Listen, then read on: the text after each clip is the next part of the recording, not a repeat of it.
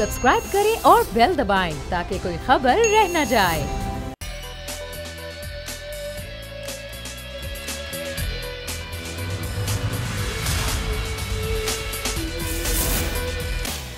बिस्मिल्लाहिर्रहमानिर्रहीम, अस्सलाम वालेकुम। प्रोग्राम में मैं सुमैया रिजवान आपको खुश आमदीद कहती हूँ। नाजरीन, मुल्क में कोरोना के वार जारी हैं। तादाद अब तक कोरोना वायरस से शिकार लोगों की 1,40,000 से जायद हो गई है। अगर हम बात करें मुख्तलिफ सूबों की, तो सूबे अब लॉकडाउन पर अमल पैरा हैं। ये लॉकडाउन कितना कारगर साबित हो रहा है, आज हम सूबों वाइज बात भी करेंगे कि हर सूबे में ये लॉकडाउन कितना मौसर साबित हुआ है। इस लॉकडाउन ने नताइज क्या दिए हैं, क्या ये वाकई लॉकडाउन जो स्मार्ट लॉकडाउन जिसका नाम दिया जा रहा है ये हो भी रहा है या नहीं। सबसे पहले हम पंजाब की बात कर लेते हैं, जहां पर जो केसेस हैं वो 68,000 से जायद हो चुके हैं। यहां पर भी कई इलाकों में हमने देखा कि स्मार्ट लॉकडाउन किया गया। नताइज के बारे से भी पंजाब हुकूमत कुछ बता तो नहीं रही, लेकिन लाहौर समेत सूबे के तक 33 मुख्तलिफ अजला हैं जहाँ पर अब मज़ीद लॉकडाउन की तरफ हुकूमत जा रही है, पंजाब हुकूमत। और इन इलाकों में भी लॉकडाउन इसीलिए किया जा रहा है, स्मार्ट लॉकडाउन के यहाँ पर केसेस बहुत ज़्यादा हैं। तो क्या सूरत हाल है, कौन कौन से इलाके हैं ये लाहौर समेत दीगर अजला के। जाबिर वखास हमारे साथ, सबसे पहले उनसे बात करेंगे। जाबिर, आज भी ये फैसला किया गया है कि लाहौर सूबे के 33 मकामात जो हैं उनमें स्मार्ट लॉकडाउन किया जाएगा। पहले तो बताइएगा ये कौन कौन से इलाके हैं और उससे पहले जो लॉकडाउन किया गया था उसके नताइज कैसे आए थे? बिल्कुल, अगर पहले वो उन इलाकों की बात करें सुमैया जहाँ पर लॉकडाउन किया गया, लाहौर वो वाहिद शहर था जहाँ पर 33 मकामात को जो है वो लॉकडाउन किया गया था। लेकिन बहुत सारे मकामात से ये शिकायत आई कि वहाँ पर जो पुलिस का जो काम था कि बिल्कुल उसको सील आउट करना, वो मामला नहीं था। वहाँ पर लोगों की आमदोरफ्त जो है वो मामूल के मुताबिक जारी थी। इसी तरह वाबडा टाउन और सबनाबाद के कुछ इलाके ऐसे हैं जो कि कोरोना फ्री हैं, और उनकी निशानदेही आज जब मीटिंग हुई तो उसमें हुई कि वो ऐसे इलाके थे जो कि कोरोना फ्री थे, लेकिन उनको भी सील कर दिया गया, जिससे शहरियों को मुश्किलात का सामना रहा। और इस हवाले से दोबारा उसके ऊपर जायज़ा लिया गया है। जबकि 8 मज़ीद मकामात की निशानदेही की गई है पूरे लाहौर में, जहाँ DH उसमें शामिल है, गुलबर्ग है, गुलशन रावी है। इसके अलावा अंदरून शहर के जो इलाके हैं वो इसमें शामिल है, जिनको मज़ीद। तो जाफर, ये बताएं कि कैसे निशानदेही की जाती है? आपने कहा कि ये जो समनाबाद का एरिया था यहाँ पर तो ये तो कोरोना फ्री एरिया था, कैसे हुकूमत फैसला करती है कि यहाँ पर कोई रैंडम टेस्टिंग की जाती है जिसके बाद फैसला किया जाता है कि इस इलाके को सील कर दिया जाए?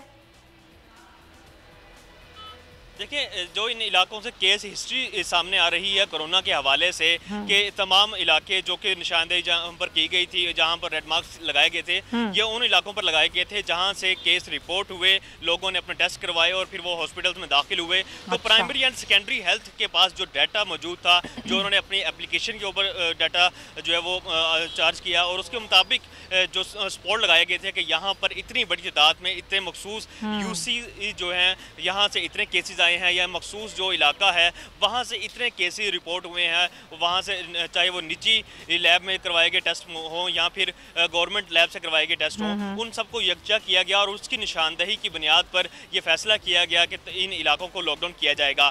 ताहम बहुत सारे इलाके जो हैं वो उनको एरर कहा जाए या उसमें इंसानी गलती का एहतमाम कहा जाए कि वो हुआ है, तो इसमें बेजाना होगा। जिस तरह के जो समनाबाद का इलाका था या वाबड़ा टाउन के बहुत सारे इलाके जो। अच्छा, अब जो इलाके सील हैं, जाफर जरा उनकी बात कर लें, या जो आज इलाके सील हो रहे हैं वहाँ पर किस तरीके से वायरस पर काबू पाया जाएगा? क्या यहाँ पर कोई जो टेस्टिंग है उसकी कैपेसिटी को बढ़ाया जाएगा, रैंडम टेस्टिंग की जाएगी, क्या तरीक़ाकार क्या है हुकूमत के पास?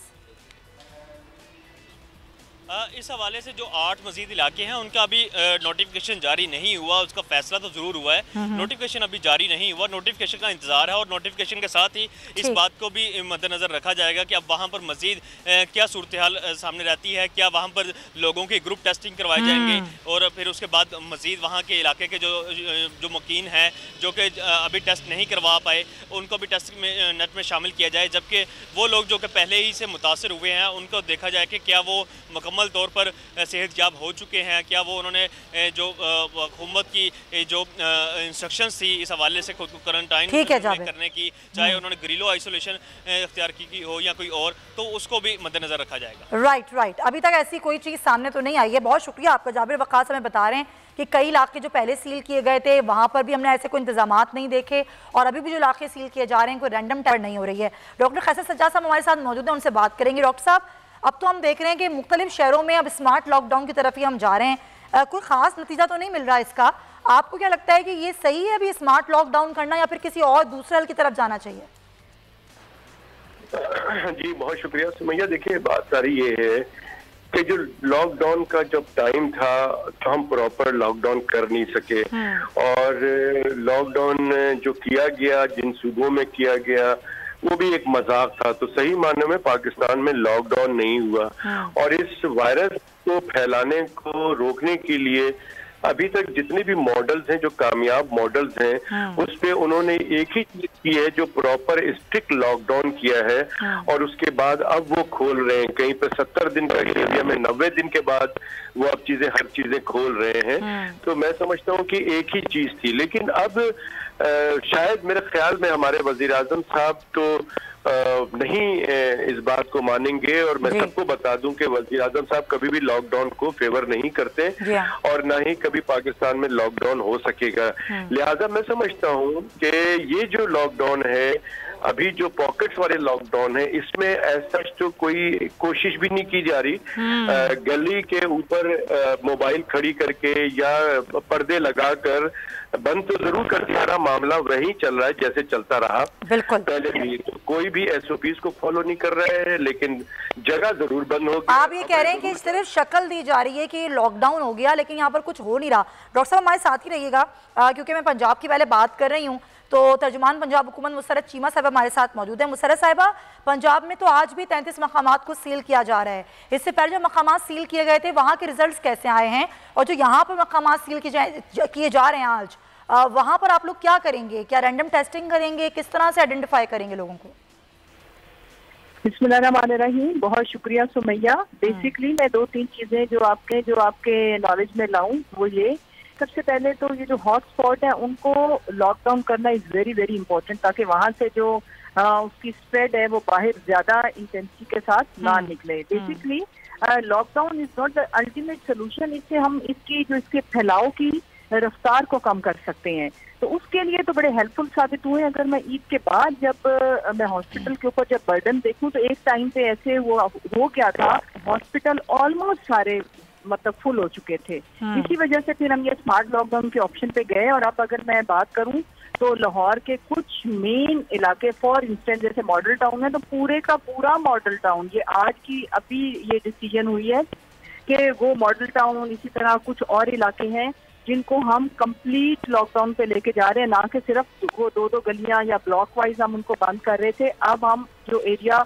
हॉटस्पॉट होगा उसको पूरे का पूरा बंद करेंगे। इससे खातिर रिजल्ट आ रहे हैं। उसकी वजह बेसिकली हम ये स्पीड से यकदम से अचानक से जो हमारे हॉस्पिटल्स हैं उनके ऊपर एक वक्त में बर्डन ना पड़ जाए और कई situation. Sorry to interrupt you, क्योंकि आपकी बात से एक सवाल है, क्योंकि आप लोग कैसे आइडेंटिफाई करते हैं कि इस इलाके को सील किया जाए, यहाँ पर कोरोना केसेस ज़्यादा हैं? क्या आपके पास कोई ऐप है या आप लोग टेस्टिंग करते हैं? क्योंकि हमारे नुमाइंदे ने बताया कि समनाबाद जो एक कोरोना फ्री एरिया था उसको भी आप लोगों ने सील किया।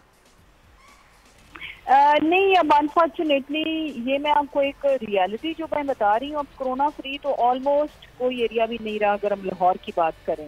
ठीक है, ये जरूर है कि कम ज्यादा, और अभी हमने हमने उन इलाकों को टारगेट किया है जहाँ पे कोरोना पेशेंट ज्यादा हैं। और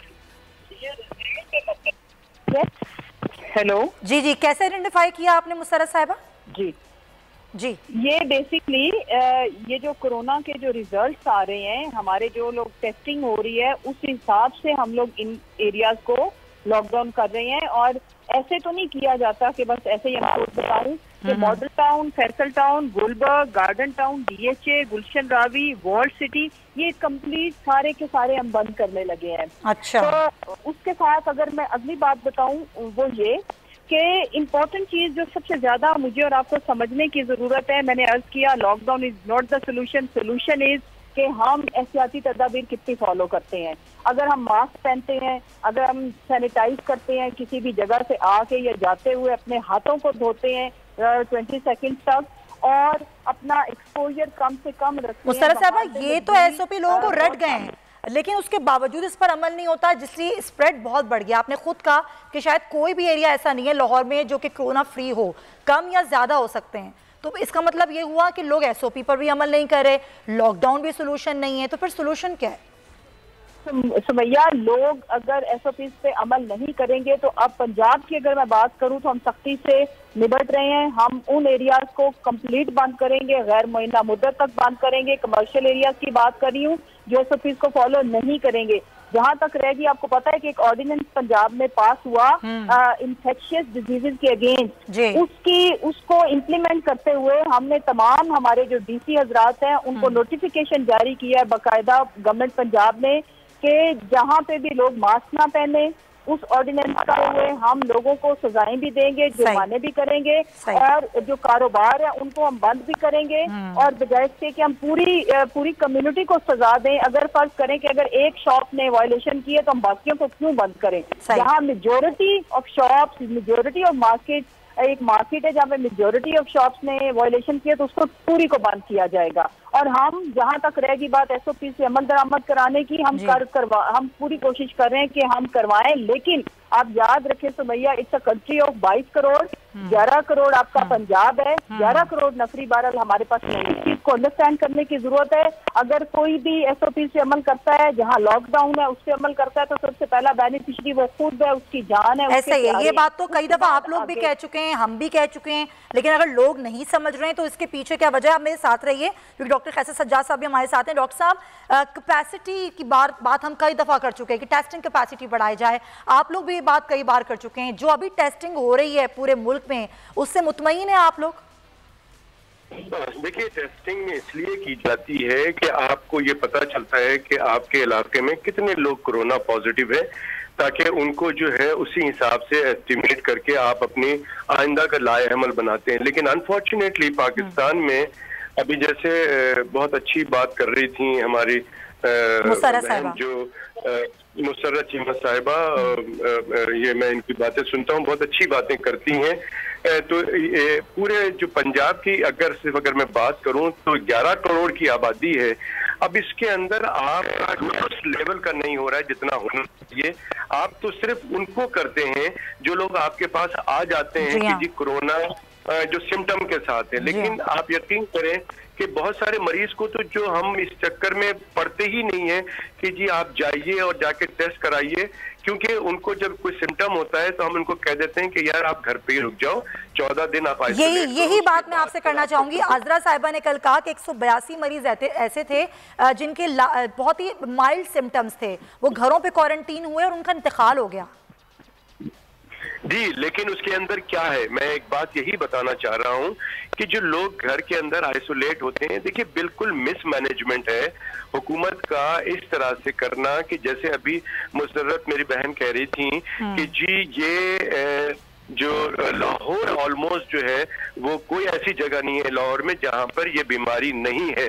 तो मेरा पॉइंट वही है कि काश खुदारा अगर यही काम आप पहले कर देते हैं, अगर लॉकडाउन पूरे लाहौर को कर दिया जाए तो वो इफेक्ट आपको ज्यादा। वो तो कह रही है लॉकडाउन सोल्यूशन नहीं है इसका। नहीं, अगर एक यूनिफॉर्म पॉलिसी तो बना लेना। अब पंजाब में मुसर्रत साहिबा तो कह रही है, सिंध वाले कुछ और कर रहे हैं, बलूचिस्तान वाले कुछ और कर रहे हैं, वजीर आजम साहब कुछ और कर रहे हैं। अगर वजीर आजम साहब एक डंडा उठा लें कि साहब लॉकडाउन नहीं करना है और ये काम करना है कि लोगों को उठा के जेल में डालना है, लेकिन अनफॉर्चुनेटली वजीर आजम साहब ये भी कह चुके हैं कि हम लॉकडाउन नहीं करेंगे, हम किसी के ऊपर सख्ती नहीं करेंगे और हम किसी को जेल में भी नहीं डालेंगे। हम कितने लोगों को जेल में डालेंगे? तो ये इस तरह से तो कोरोना हमारे मुल्क से जाएगा नहीं। जिन लोगों के बाहर के मुल्कों में देखें वहां बहुत सख्ती, अगर लोगों को बाहर निकाला भी गया है, सब सजाएं दी हैं। तो हमारे यहाँ अव्वल तो हमारे यहाँ टेस्ट उस तादाद में नहीं हो रहे हैं जिस तादाद में होना चाहिए। आपको तो टेस्ट करना चाहिए उन लोगों को भी कि ग्रुप के शुक्र जहां जहां आपने लॉकडाउन किए, अगर आपने ये स्मार्ट लॉकडाउन कर रहे हैं तो तमाम उस इलाके के लोगों को तो मुसर्रत साहिबा ये बताइए कि ये बिल्कुल सही कैसर साहब आपको पॉइंट आया। मुसर्रत साहिबा जो कैसर साहब बात कर रहे हैं वो मैं भी कर रही हूँ कि जब आप लोग किसी भी एरिया को लॉकडाउन करते हैं, लॉक करते हैं कि जहाँ पर केसेस ज्यादा हैं, तो रैंडम टेस्टिंग की तरफ क्यों नहीं जाते आप लोग? देखिए समैया, हम लोग बिल्कुल रैंडम टेस्टिंग भी लाहौर में हुई है। और उस रैंडम टेस्टिंग को फिर पेश नजर रख के जिस तरह की अफवाहें भी उड़ी, वो आपको पता है कि कुछ लोगों ने तो ये कंफर्म केसेस 6 लाख डिक्लेयर कर दिए थे। वो रैंडम टेस्टिंग के कि अगर हम एहतियाती तदाबीर इख्तियार ना करें तो आफ्टर थोड़े टाइम के बाद ये सिचुएशन हो सकती है। और दूसरी जो इम्पोर्टेंट चीज है, डॉक्टर साहब बिल्कुल बजा फरमा रहे हैं। देखें, मैंने अर्ज किया कि ये टोटल सोल्यूशन नहीं है, लेकिन ये हेल्पफुल बहुत हो जाता है इसके फैलाव को रोकने में, और तेजी से अपनी हेल्प रहती है हमेशा लॉकडाउन की। लेकिन अगर कोई ये समझे कि हम एक टाइम के लिए लॉकडाउन करेंगे तो कोरोना खत्म हो जाएगा, जो कि हमारी आवाम की मैं पॉइंट ऑफ व्यू से ये बात करी कि हमारे सुनने वाले, आपको भी अंदाजा है डॉक्टर साहब, तो खैर वो तो उनकी तो एक एक्सपर्ट ओपिनियन है जिनकी मैं बड़ी कदर करती हूँ। और उसमें जो बात अभी डॉक्टर साहब फरमा रहे थे, देखें अब इस वक्त पाकिस्तान में मेरा ख्याल है एक डॉक्टर साहब ने भी मेरे से एग्री किया कि ये डायग्नोस्टिक पे चला गया है, बजाय इसके कि आप कुछ में वाज़ेह सिम्टम्स हैं तो उनको हमें होम आइसोलेशन ही सजेस्ट करनी चाहिए। लेकिन देखें अवाम में खुद देखें, अगर मैं आपको होम आइसोलेशन मोर सेफ अगर आपने सिम्टम्स माइल्ड हैं या कम है, लेकिन अगर खुदा ना खास्ता ऐसे थोड़ा ही है कि माइल्ड सिम्टम के साथ अचानक से किसी की डेथ हो जाए, उसके बीच में भी तो कॉम्प्लिकेशंस तो यानी कि मॉनिटर करें अपने आप को। मैं आती हूँ, you must visit to the doctor और हॉस्पिटल। और एक और चीज मैं अर्ज करूँ कि इस पंजाब में 4,33,000 हम टेस्ट कर चुके हैं। अच्छा। और एवरेज हमारी 10,000 प्लस होती है टेस्टिंग, लेकिन हम इसको इस टेस्ट कैपेसिटी को डेली बेसिस पे सीएम साहब की वाज़ेह इंस्ट्रक्शन है, हम इसको बढ़ा भी रहे हैं। चले मैं आती हूँ आपकी जाने, पूछती हूँ आज आपने कितने टेस्ट किए, मुझे बलूचिस्तान की भी सूरत हाल जानने दें। मुसर्रत साहिबा हमारे साथ रहिएगा। तर्जुमान बलूचिस्तान हुकूमत लियाकत शावानी हमारे साथ हैं। लियाकत साहब, बलूचिस्तान में भी कुछ इलाकों में स्मार्ट लॉकडाउन किया गया, वहाँ के नतीजे कैसे आया? देखिए, ये स्मार्ट लॉकडाउन का प्रैक्टिस तो हमने अवाइल में करके देखा, फिर फौरी तौर पे पूरे बलूचिस्तान में स्ट्रिक्ट लॉकडाउन करना पड़ा। तो उस वक्त तक तो कोई इसके समरात सामने नहीं है। अभी बलूचिस्तान गवर्नमेंट ने कुछ हमने आइडेंटिफाई किए सेक्टर। जी लियाकत साहब, लियाकत साहब गालिबन आवाज़ मुझे लियाकत साहब की नहीं आ रही है, दोबारा रब्ता करने की कोशिश करते हैं ताकि आप बता सकें कि आपके सूबे में क्या सूरत हाल है। मुसर्रत साहिबा, मैं आपकी जाने दोबारा आना चाहूँगी। आपने कहा 10,000 टेस्ट जो हैं वो कर रहे हैं और कैपेसिटी बढ़ा रहे हैं। आज के दिन में आपने कितने टेस्ट किए हैं? आज की डेट में हमने कोई 8,000, अभी की जो रिपोर्ट है 8,300 की है, और मैं 10,000 एवरेज बुक है, 10,000 प्लस भी हो जाते हैं। It depends on the sample और कितने लोगों ने हमें अप्रोच किया। मैं एक और बात आपको अर्ज करूं कि हॉस्पिटल पंजाब की पॉलिसी ये है दैट कि आपको खुद भी हॉस्पिटल, अगर if you are having some symptoms, आप 112 पे कॉल करेंगे, हमारी गाड़ी खुद आपको हॉस्पिटल लेके जाएगी। इसमें जो प्रॉब्लम आई पिछले दिनों, जी 112 पे कॉल करेंगे। मैं आती हूँ, सॉरी टू इंटरप्ट यू, मैं आती हूँ आपकी जानिब के 112 पे कॉल करें और आप वहाँ पर रब्ता करें, फौरन गाड़ी आ जाएगी। उसके बाद असद उमर ने जो है वो जहांगीर तरीन को फारिग करवाया, वज़ीर आज़म वुज़रा को खबरदार कर चुके हैं कि हमारे पास सिर्फ 6 माह का वक्त है, अब भी अगर हमने कुछ ना किया तो फिर मामलात जो हैं वो हाथों से निकल जाएंगे। मुसर्रत साहिबा, ये जो बयानात होते हैं वुज़रा के और उसके बाद फिर आपस की रस्साकुशी होती है, ये तो वाकई बहुत नुकसान पहुँचा सकती है। क्या वुज़रा खुद मोहतात नहीं रह सकते इस तरह के बयानात देने में? सुमैया, मैं यहाँ पे थोड़ी सी रोशनी डालूंगी कि बेसिकली ये वाहिद सियासी जमात है जहाँ पे बेपनाह सियासी आज़ादी और जमहूरी रवैयों की सही मानों में प्रैक्टिसेस होती रही हैं। लेकिन अनफॉर्चुनेटली मुझे आज ये मानना पड़ेगा और मैं आपके सामने इकरार करती हूँ कि प्राइम मिनिस्टर साहब ने और हमारी पार्टी के चेयरमैन ने जो लिबर्टी हम तमाम जो honourable MPAs, MNAs and party के जो वर्कर्स तक को जो दे रखी है, उसका हमेशा सबने नाजायज फायदा उठाया और मिस यूज किया, और ये गलत रवायत है।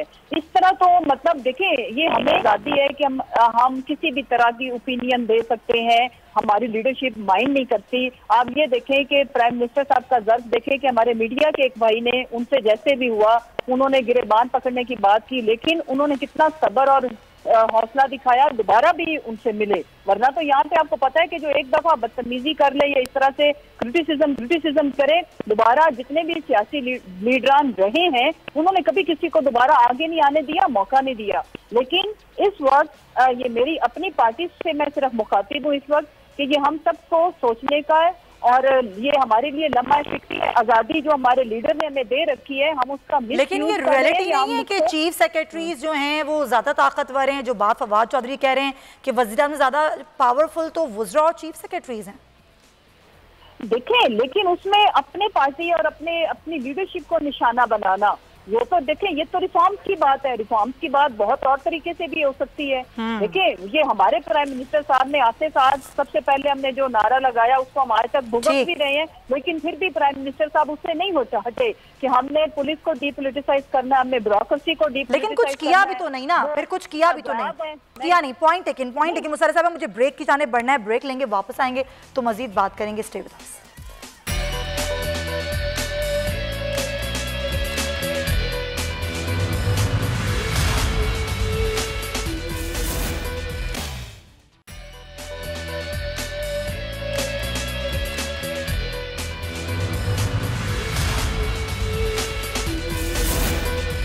वेलकम बैक जनाब। मुल्क भर में कोरोना की सूरत हाल के हवाले से बात कर रहे हैं तो अब बलूचिस्तान की बात करते हैं, जहां पर केसेस तकरीबन 9,587 हो चुके हैं।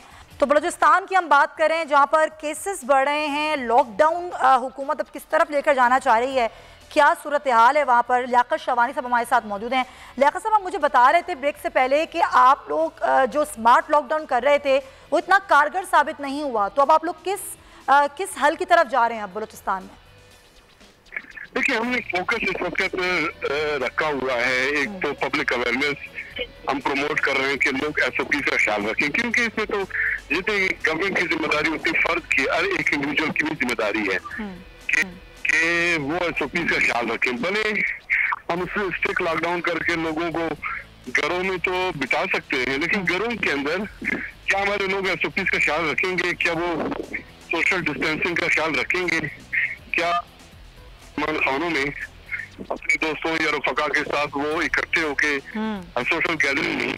इस सूरत को देखते हुए हमारा फोकस ये है इलेक्ट्रॉनिक, प्रिंट, सोशल मीडिया पे कि आवाम की अवेयरनेस को जो है इनहांस किया जाए, उनको इस बात का कायल किया जाए कि SOP का ख्याल रखें। और दूसरा हम कर रहे हैं प्लाज्मा थेरेपी ताकि हमारी रिकवरी रेट बढ़ जाए, और उसके साथ हमारे वो लेकिन लियाकत साहब, अब तमाम सूबे जो हैं वो स्मार्ट लॉकडाउन की तरफ जा रहे हैं, हॉट स्पॉट का तयन किया जा रहा है, तो आप लोगों ने बलूचिस्तान में ये नहीं किया कि जिन इलाकों में ज़्यादा स्प्रेड है उसको लॉक कर दिया जाए? देखिए, हमारा सबसे बड़ा जो ज्यादा स्प्रेड है वो कोयटा में है, 78.8%। बाकी जो है हमारा सेकंड पे इस वक्त आ रहा है जाफराबाद, जहाँ पर 3.1% स्प्रेड है। उसके बाद मस्तूंग है तकरीबन 3 कुछ ऐसे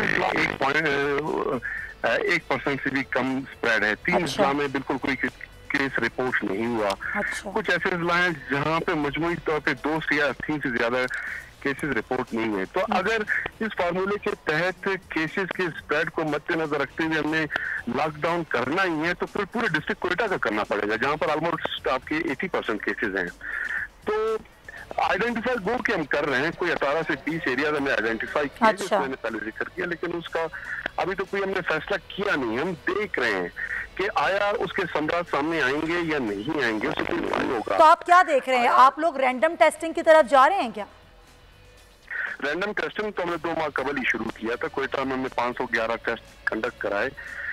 उस वक्त तकरीबन उसके 13-14% लोग जो है उसमें पॉजिटिव आए। तो रैंडम टेस्टिंग भी हम कर रहे हैं। अपनी जो कैपेसिटी है टेस्टिंग की वो भी इनहांस करते करते अब 1500 प्लस तक हम पहुंच चुके हैं एक दिन में, और मजीद एक दिन में 1500 तक ये, क्योंकि हमारे साथ मैक्सिमम अभी तक हमारा मैक्सिमम 1500 है।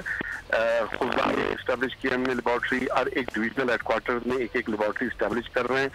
तो प्लान हमारा ये है कि 5000 टेस्ट पर डे कंडक्ट करने की कैपेसिटी हमारी इनहांस हो, और उसके बाद जो है हमें सारा जो ट्रैजेक्टरी है, प्रोजेक्शन है, वो समझ आएगा। अब तक भी 3 महीने के साथ डील कर रहे हैं, इतनी हमें अभी हमें अंदाजा हो गया है कि हमारा स्प्रेड क्या है। यानी अब तक जो हमने 43,000 टेस्ट कंडक्ट किए हैं, उसका 22% जो है एक एवरेज सामने आया है पॉजिटिव। अच्छा। लेकिन ये उन एरियाज में जहाँ हमने टेस्ट कंडक्ट किए हैं, बहुत सारे ऐसे एरियाज हैं वो भी डिफर कर रहे हैं। सपोज कभी हमारा जो है पर डे टेस्टिंग जो हम करते हैं उसका एवरेज जो पॉजिटिव आता है वो 25 से 30% तक बढ़ जाता है। कल ये 14% थी, कभी ये 21 है, कभी। तो यानी कि आप भी ये समझते हैं कि अगर ये परसेंटेज आ भी रही है तब भी लॉकडाउन हल नहीं है? देखिए, लॉकडाउन उस वक्त कारआमद साबित हो सकता है, ये जो मेरा तजुर्बा है, चलो मैं पर्सनल तजुर्बा ही शेयर करूं कि हम मैक्सिमम क्या कर सकते हैं, कर्फ्यू इम्पोज करके भी आप यही कर सकते हैं कि लोगों को घरों में पाबंद करें, मुकैयद करें, मोहल्लों तक भी आने न दें। अच्छा, क्या घरों के अंदर लोग मास्क पहनेंगे? क्या लोग घरों के अंदर अपने? सर, घरों में मास्क पहनने की क्या जरूरत है? घरों में कौन मास्क पहनता है? नहीं, बिल्कुल घरों में कोई सस्पेक्टेड केस हो सकती है, किसी को शिकायत हो सकती है, अगर किसी ने अपना टेस्ट नहीं कराया। अच्छा। तो वो एक सस्पेक्टेड कैटेगरी में, देखिए वबा जब फैलती है उसमें हर एक शख्स अपने आप को सस्पेक्टेड केस वो समझना शुरू कर दे। ये पैंडेमिक एपिडेमिक की जो है ना एक ग्लोबल जो एक अंडरस्टैंडिंग है, मैं उसका जिक्र कर रहा हूँ। अच्छा, उसके बाद लोग आकर अपने मेहमान खानों में, देखिए बलूचिस्तान में गरीब से गरीब घर पे आप तशरीफ लाएं, 3 कमरे होंगे घर में, लेकिन उसमें एक कमरा जो है वो मेहमानों के लिए मुख्तस करते हैं। बिल्कुल ऐसे ही हमारा एक मिजाज है। लोग कहाँ इकट्ठे होंगे? हमारा फोकस ये है, या तो ये है कि मुकम्मल लॉकडाउन किया जाए पूरे तौर पे, या फिर ये है कि लोग अपनी जिम्मेदारी समझते हुए, फर्द की जिम्मेदारी, फैमिली की जिम्मेदारी। मैं आपके साथ डेटा शेयर करता हूँ कि हमारे बलूचिस्तान में जो केसेस हैं 76% मेल है और 24% जो फीमेल केसेस हैं। अब देखें, तालीमी इदारे बंद हैं जहाँ पर खवातीन पढ़ने जाते थे, ज़ाहिर है वो गुज़िश्ता 2 माह से तकरीबन 3 माह से बंद है। खवातीन तो अपने घरों में बैठे हैं। वर्किंग जो खवातीन हैं, जब ऑफिस बंद है, ज़ाहिर है वो ऑफिस भी नहीं जा रहे, घरों में है। और अवाइल में लॉकडाउन स्ट्रिक्ट थी, उसके बाद शॉपिंग के लिए कितने परसेंटेज बलूचिस्तान की खवातीन जाते होंगे? तो ये जो 24% की शरह है, इसका जिम्मेदार हमारे जो मेल हजरात है वो हैं। ठीक है, हम बाहर से कोरोना ले गए। आपका पॉइंट ये आया, आप कह रहे हैं कि हम लोगों को खुद अमल करना होगा, जो हम वायरस बाहर से लेके जा रहे हैं वो हम एक और डेटा भी शेयर करूं। जी, लियाकत साहब जी। हमारे 1 से 10 साल जो बच्चे हैं, 729 केसेस उनके सामने हैं। ठीक है, जो बनते हैं तकरीबन जो 7% कुल केसेस का। अब 1 से 10 साल बच्चे जो है ना, वो न स्कूल जाते हैं, न घरों से निकलते हैं, न निकल सकते हैं, बच्चे हैं। वहाँ पे ये 729 केसेस कैसे सामने आए? ज़ाहिर है हम जो बड़े हैं हमारी गैर जिम्मेदारी से। हमारे जो बुजुर्ग हैं, बुजुर्गों में जो शरह है केसेस की वो 6.5% है, और उनमें जो अमृति रेट 40% है। कुल केसेस का 40% जो अमवात वाकई में 61+। यानी कि आप यही कह रहे हैं कि जो हम गैर जिम्मेदारी का सबूत दे रहे हैं, इसी से जो है वो कोरोना केसेस बढ़ रहे हैं। Point taken. बहुत शुक्रिया आपका लियाकत शवानी साहब। डॉक्टर कैसे साहब हमारे साथ हैं। डॉक्टर, ये जो तमाम तर बातें अभी की हैं, आप शुरू से एक बात करें, यूनिफॉर्म पॉलिसी जो भी हो, लेकिन मुझे ये लगता है कि वज़ीर आज़म समेत तमाम सूबे जो हैं अब वो यही समझ रहे हैं कि लॉकडाउन हल नहीं है, अब लोग खुद ही जिम्मेदारी का मुजाहिरा करें। देखिए सुमैया, बात सारी ये है कि 2 बातें। एक तो पिछली जब मुशर्रफ साहिबा थी, जो उन्होंने होम आइसोलेशन की बात की थी, उसमें एक मेरा पॉइंट जो मुझे टाइम नहीं मिल पाया, उसमें सुमैया एक बहुत इंपॉर्टेंट बात ये कि जो होम आइसोलेशन के लिए आपके प्रोग्राम से भी और मैंने मुख्तलिफ चैनल पे भी ये बात की थी। देखें, हमारे मुल्क के अंदर जो जनरल प्रैक्टिशनर हैं, जो फैमिली फिजिशियन हैं, उनको ऑल बोर्ड ले लें। हमारे घर में आपने बहुत अच्छी बात की थी, लोग घरों में जब आइसोलेट होते हैं तो इंतकाल कर जाते हैं। उसकी वजह ये होती है कि उनको कोई मॉनिटर नहीं करता, तो उनको गाइड नहीं करता। तो अगर ये गली में होते हैं, जो महल्लों में होते हैं, वो सब ये जानते हैं कि वो पूरी फैमिलीज को, जो हमारा जो फैमिली फिजिशियन होता है सब कुछ जानता है, तो वो आराम से टेलीफोन पे सबको मॉनिटर कर सकता है। जिसको कि डिस्निक हो रहे हैं, जिनको कि सांस की तकलीफ हो रही है, उनके लिए वो अरेंजमेंट करके हुकूमत के साथ लाइन अप करके उनको एडमिशन भी करा सकते हैं, तो लोगों को भी सहूलत होती और हमारा जो डॉक्टर है वो भी इसको यूटिलाइज किया जा सकता है। लेकिन अनफॉर्चुनेटली ऐसा नहीं हुआ। दूसरी बात जो अभी आपने सवाल किया, लियाकत शलवानी बहुत अच्छे आदमी, मेरे भाई की तरह है, और ये बिल्कुल सही कह रहे हैं कि देखिए, ये जैसे वजीर आजम साहब इमरान खान साहब बिल्कुल लॉकडाउन के खिलाफ है, वो कभी भी लॉकडाउन नहीं करेंगे, नंबर 1। नंबर 2 बात ये है कि बलूचिस्तान, पंजाब या केपी के जो वहाँ पे जो भी लोग हैं, वो वजीर आजम के मुखालिफ या अगेंस्ट में कोई बात नहीं कर सकेंगे। जो वजीर आजम ने कहा है उसे करना पड़ेगा उनको। लेकिन मेरी दरख्वास्त ये है कि जो भी काम करें यूनिफॉर्म करें। ये हुकूमत के पास बड़ा कैनवस होता है, वो हमसे ज्यादा अच्छी तरह से ऑब्जर्व करते हैं। हमारा एक दो पॉइंट है कि जी एक यूनिफॉर्म पॉलिसी करें, उसमें एक कमेटी बना लें जिसमें कि स्टेक होल्डर्स को शामिल करें, तमाम सूबाई जो चीफ मिनिस्टर उनको शामिल करें, अपोजिशन वालों को शामिल करें, सबको मिलके मैं रिक्वेस्ट करता रहा हूं हमेशा कि खुदारा इस वक्त आपस की लड़ाई को छोड़ के सिर्फ कोरोना से आपस की लड़ाई को छोड़ के कोरोना के लिए यूनिफॉर्म पॉलिसी बनाएं, कमेटी कायम करें जिसमें हुकूमती लोग भी हों, जिसमें डॉक्टर हज़रात भी हों, अपोजिशन के। शुक्रिया डॉक्टर साहब, सब आपने बड़े अच्छे पॉइंट्स उठाए और बड़ा अहम मशवरे दिए हैं कि अल्लाह करे कि हुकूमत इन पर भी थोड़ा गौर कर ले जो हेल्थ एडवाइजर्स दे रहे हैं मशवरे। ब्रेक हम लेंगे, वापस आएंगे तो मजीद भी सूरत हाल पर गौर करेंगे। हमारे साथ रहिए।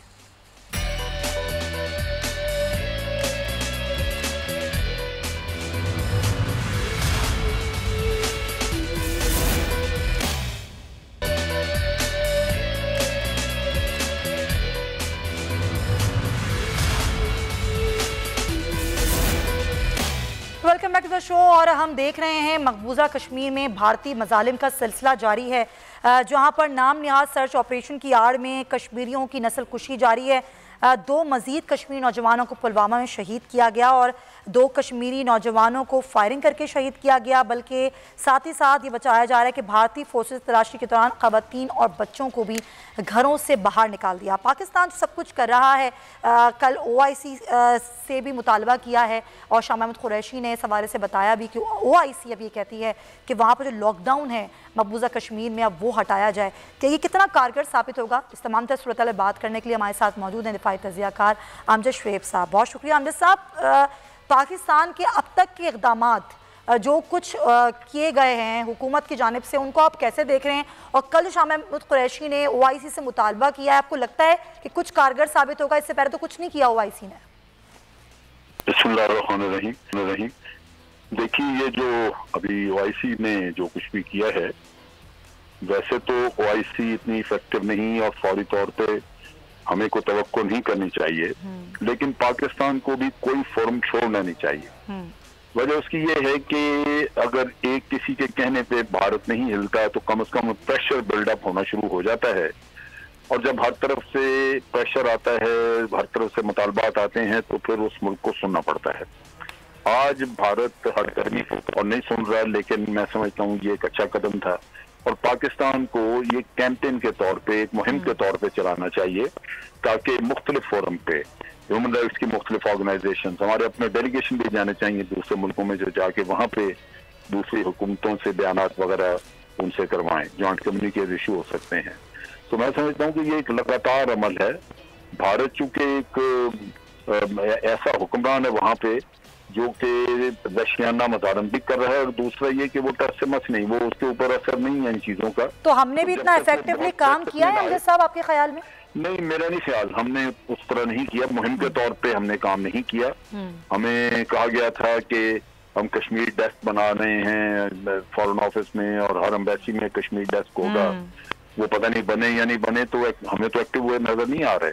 तो गवर्नमेंट को तो तवज्जो देनी चाहिए, ताकि कुछ तो ये अभी जो हमारे यहाँ वबा फैली है कोरोना की, उसकी वजह से दुनिया पूरी में ही मसला है और तवज्जो शायद उधर है ज्यादा, लेकिन फिर भी मैं समझता हूँ कि कश्मीर का मौजू ऐसा है कि उसके ऊपर तवज्जो देनी, क्योंकि एक इंसानी मसला भी है, लोग वहाँ पे बहुत ज्यादा जुल्म सह रहे हैं।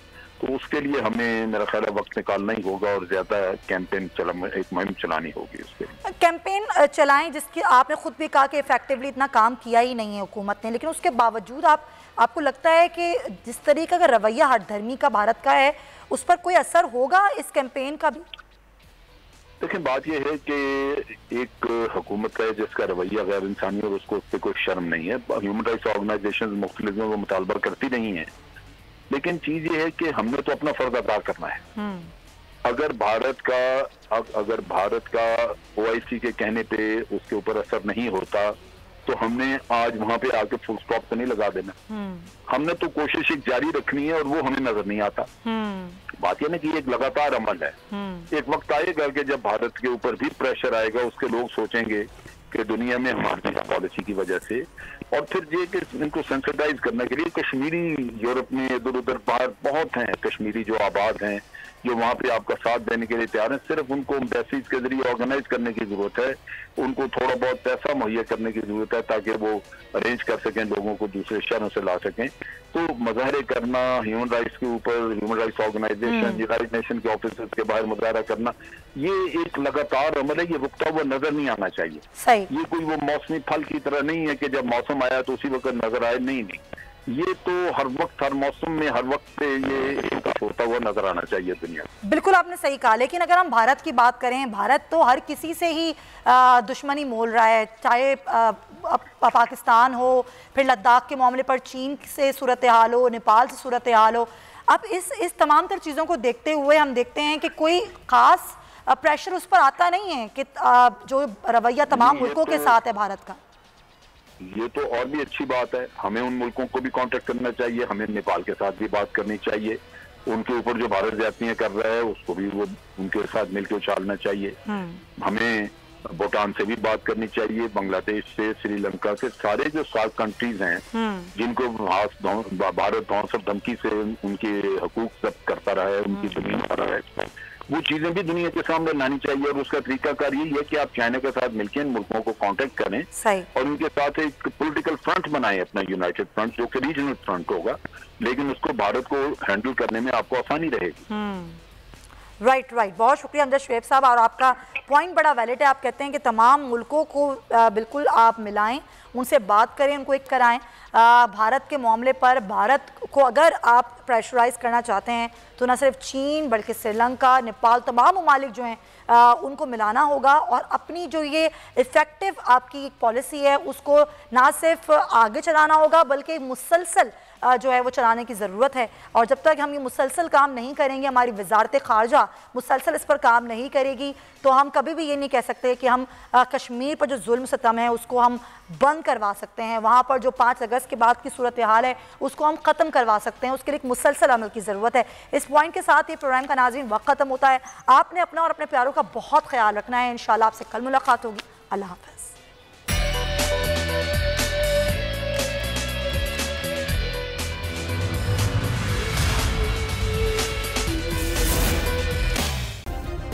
सब्सक्राइब करें और बेल दबाएं ताकि कोई खबर रह न जाए।